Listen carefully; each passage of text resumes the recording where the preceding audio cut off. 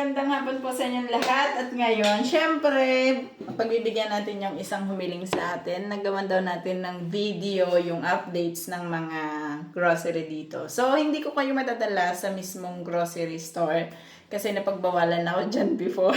So, sa Albert yun. Pero ngayon, ipapakita ko sa inyo yung grocery ko. So, 1,142 crowns yung pinagbayaran ko dito. So, wait lang kayo guys. At ito nga guys, ang update ng aking grocery. So, etong dalawa na to is nasa 1,142 crowns. So, isa-isahin natin siya, no? So, wala siyang presyo kasi dito, gawa ng ating, ano nga to? Yung ating resibo. So, pero, ipapakita ko naman yung siyempre sa inyo. So, ito, ang laki na ito. Napakalaki. Gusto ko kasi yan. And ito, sa Lidl to ha guys, sa Lidl. Sa Lidl ako bumili. So ito, 55 lang siya. So buto-buto, kung trip nyo. So dahil gusto kong mag-sabaw ngayon, so bumili ako niyan. And then, bumili rin ako ng isa pa. So itatago ko naman tong isa na to. Parang stock ko. And dito naman, so yan, bumili din ako ng giniling para maglumpia. And ito, gagamitin ko to sa isang araw para sa pansit. So, 47 kg. So, yan yung mga ano niya guys ha. So, ito pala, 33 kg. Tapos, ito is 55 kg. So, ito yung ano niya 1.160 kg siya. Tapos, ito naman is 688 kg. And dito, bumili rin ako ng pang-adobo ko na baboy. So, yan. So, pag hinati ko yan sa gitna, yung kalahati, maluluto ko siya ngayon, yung kalahati. So, susunod ko na siya maluluto. So, yan. Ito yung presyo niya, guys. 165 siya. So, ito siya. Yan. Malaki na rin. Diba? Not bad. So, malaki yung kamay ko. So, dalawang, ano na yan, ang kamay ko. And, bumili rin ako neto. So, yan. Ito naman, guys, ay nasa 99 kg. So, isang buong manok siya. Yan, isang buong manok and then 1.170 kg siya. So, mahigit 1 kilo na rin siya. So, not bad para sa mag-solo lang ako. So, possible mga 2 weeks ko tong pagkain. So, yan yung mga karne ko. So, ito kasi gagamitin ko siya sa pansit pero hindi siya ngayon kasi hindi pa ako nag-crave. So, yan. So, etong mga to, yan yung sa karne. Yan, ito, yan. Ito. Ito naman yung, ano tawag dito? Kasi kamote ba to? Tapos, ito, and ito. So, ito parang I think nasa 30 plus lang. Ito. And then, ito hindi ko kasi tanda eh. Ito nasa 34. 34 siya. So, buksan naman natin yung bag natin. Bag natin na regalo ng aking Frenny. So, yan. So, meron din akong biniling kamatis. Magkano tong kamatis na to? I think nasa 34 to, guys. So, kamatis. So, dahil ako po ay fan ng tinapay. So, may tinapay tayo dito. Yan. And, meron din tayo dito na, ano nga to? Tea. So, nagtitipo ako. Sometimes, ganun. And, sa gulay. So, ito po ay kalabasa dito. So, yan. Bumili rin ako ng kalabasa dito. Then, syempre, ito, pagkain ko, pag nagugutom ako. Ito yung mga, cookies. Yan, cookies yan. And then, bumili rin ako ng 3 talong. Yan, 3 talong.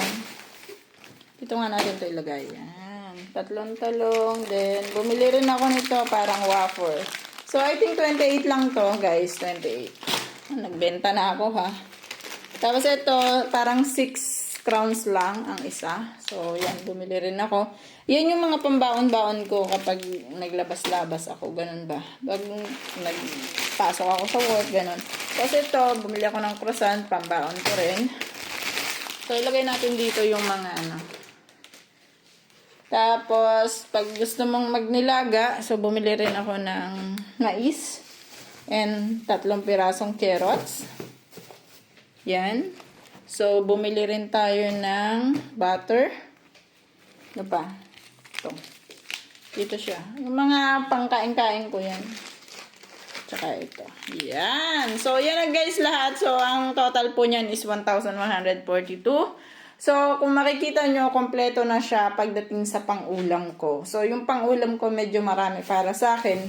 Mga 2 weeks siguro yan na pagkain ko. So, more on gulay kasi ako guys, hindi ako mahilig sa karne. Pero ngayon, dahil bumili nga ako ng mga buto-buto, so maglaga tayo.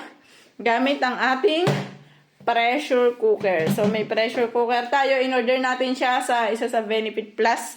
Isa sa benefits ko sa aking company. So, every 6 months kasi is binibigyan kami ng worth 2,600. 2,600 ba? 2,300 crowns para sa pambili sa mga leisure, something like that. Kung gusto mo magpamasahe, something like that. So, isa siya sa benefits ko dun sa aking company ngayon. So, card yun na pwede mo lang siyang ibili sa mga leisures. Pwede mo siyang ibili ng mga pressure cooker, ng mga air fryer, mga ganon. So, mga gamot. So, pwede mo siyang ibili ng ganon. So, yan. So, na-explain ko na kagad. So, ito lang guys total of 1,142. So, hindi ko kayo nadala sa ating groceryhan kasi po ako before ay napagbawalan sa grocery. Yan. Ito yung mga pang merienda ko and pang ulam. So, magluluto tayo ngayon guys. Yan guys, no? So, yan. Update natin para sa ating grocery ngayon. And ngayon, magluluto naman syempre tayo dito sa ating pressure cooker. So, pakita ko rin sa inyo. Ito yung pressure cooker natin. So, ilalagay natin dito yung mga buto-buto natin. Ito siya. Yan, ganyan siya. So, ano siya? Nabili ko siya, I think nasa 2,300 crowns. Pero sabi ko nga sa inyo, dahil gamit ko yung benefits. Yung Sodexo benefit namin dito sa company namin na bago. So, yun ginamit ko, kaya parang libre lang siya. Then, lulutuin natin to. Papalambutin ko lang muna siya sa ating pressure cooker. Kasi po, kailangan natin siyang mapalambot. So, o diba guys? Yan o. Yan. So, tatlo yan guys. Yan, tatlo. Ito tatlong to, o diba?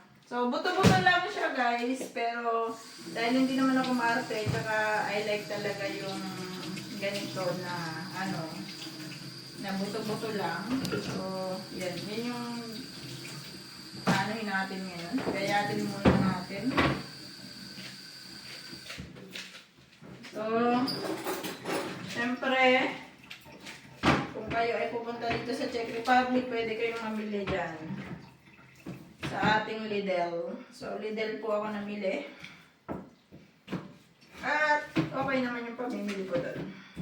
Pero alam nyo guys, ang hirap niyang, ang hirap niyang putulin. Kasi butong-buto talaga siya. Kasi parang ribs to ng ng pork. Kaya medyo mahirap siya putulin. So, nung gumala kasi ako dun sa tropa ko, nagluto siya ng ganito. And nasarapan ako, kaya ulitin ko yung luto. Ako naman yung magluluto ngayon sa sarili ko. Ayan.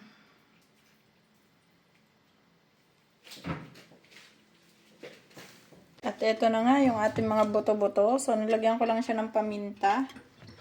Yan, tsaka sibuyas. Yan. So, fresh na fresh.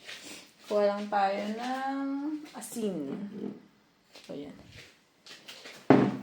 Ay, excuse me. Guys, sorry. May allergy ako. So, lagyan ko lang siya ng asin. Yan. And then, taklaban na natin. Ito, tataklaban na nga natin. Ating ginawa. And then, saksak. Yan, guys. So, nilagay na natin siya dyan. And then, click lang natin tong ating cancel. So, tapos, texture. Oh my gosh, ayaw pa niya mag-function. So, texture. Tapos, hanapin natin yung pork. And then, start. So, yan. Hintayin lang ako ng 40 minutes para dyan. And then, yun, lutuin ko na. Bye!